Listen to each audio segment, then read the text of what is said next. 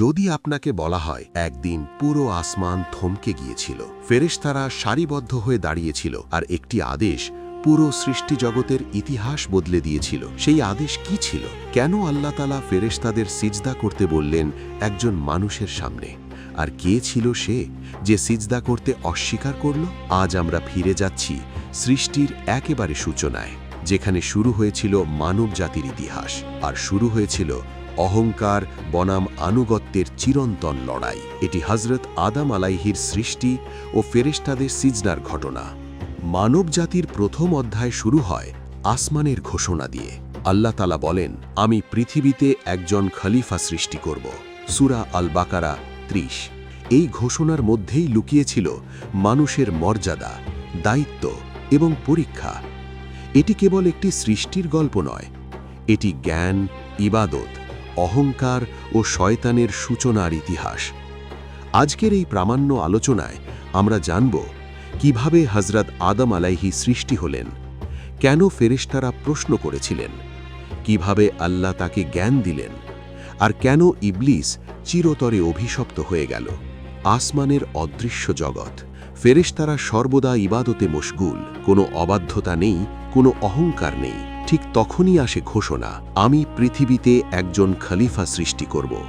ফেরেশতারা বিনয়ের সাথে প্রশ্ন করেন, আপনি কি সেখানে এমন কাউকে সৃষ্টি করবেন যারা সেখানে ফাসাদ করবে এবং রক্তপাত ঘটাবে? আর আমরা তো আপনার প্রশংসা ও পবিত্রতা ঘোষণা করছি। সূরা আল বাকারা ৩০। এটি আপত্তি ছিল না, এটি ছিল জ্ঞানের অনুসন্ধান। আল্লাহ বলেন, আমি যা জানি তোমরা তা জানো না। এই বাক্যেই ছিল ভবিষ্যতের রহস্য। পৃথিবীর মাটি বিভিন্ন রঙের, বিভিন্ন প্রকৃতির। সহিহ হাদিসে এসেছে, আল্লাহ তাআলা পৃথিবীর বিভিন্ন স্থান থেকে মাটি নিয়ে আদম আলাইহিকে সৃষ্টি করেন। এই কারণেই তার বংশধরেরা নানা রং, স্বভাব ও প্রকৃতির হয়েছে। সুনান আবু দাউদ। মাটি ধীরে ধীরে আকার নিল একটি পূর্ণাঙ্গ মানব দেহ, কিন্তু তখনও প্রাণ নেই। কিছু বর্ণনায় এসেছে ইবলিস সেই দেহের পাশ দিয়ে যেত। সে বিস্মিত হতো। সে বলতো, এটি এমন একটি সৃষ্টি যা ফাঁপা। সে বুঝতে পারছিল এটি এক নতুন সৃষ্টির সূচনা। তার ভেতরে জন্ম নিচ্ছিল অদৃশ্য অহংকার। অবশেষে আল্লাহ তাআলা আদম আলাইহির মধ্যে রূহ ফুঁকে দিলেন। সূরা আল হিজার ২৯। জড় দেহে প্রাণ এলো, চোখ খুলল, মানব ইতিহাস শুরু হলো।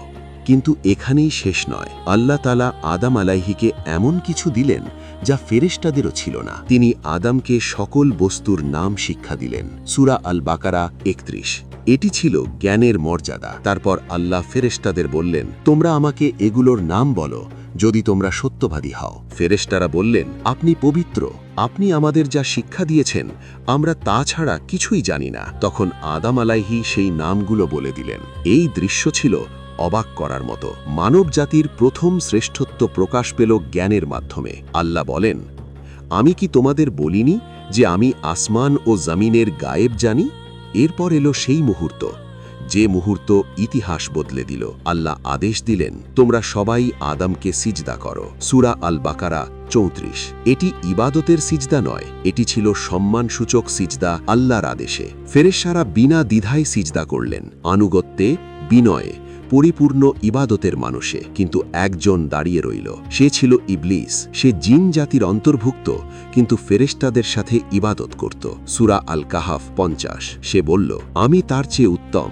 আপনি আমাকে আগুন থেকে সৃষ্টি করেছেন আর তাকে সৃষ্টি করেছেন মাটি থেকে। সূরা আল আরাফ ১২। এই ছিল প্রথম অহংকার, প্রথম বর্ণবাদ, প্রথম অবাধ্যতা। আসমান স্তব্ধ, আদেশ স্পষ্ট, অবাধ্যতা প্রকাশ্য।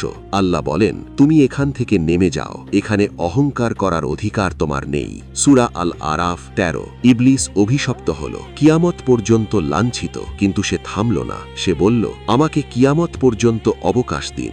আল্লাহ তাকে সময় দিলেন। তখন সে শপথ করল, আমি অবশ্যই তাদেরকে আপনার সরল পথ থেকে বিভ্রান্ত করব। সূরা আল আরাফ ১৬ থেকে ১৭। এখানেই শুরু হলো মানুষের সবচেয়ে বড় পরীক্ষা।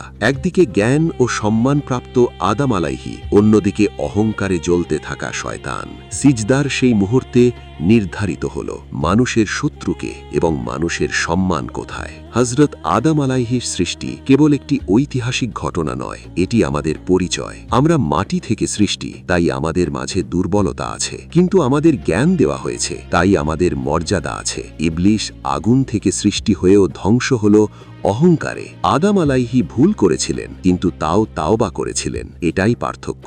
এই ঘটনা আমাদের শেখায় অহংকার ধ্বংস ডেকে আনে, জ্ঞান মর্যাদা বাড়ায়। আল্লাহর আদেশ মানাই প্রকৃত সফলতা। আজও শয়তান আমাদের বিভ্রান্ত করতে চায়, কিন্তু পথ স্পষ্ট। যদি আমরা জ্ঞান অর্জন করি, আল্লাহর আনুগত্যে থাকি আর অহংকার থেকে বাঁচি, তাহলে আমরা সেই মর্যাদা ধরে রাখতে পারব যে মর্যাদার জন্য ফেরেশতারা একদিন সিজদা করেছিলেন।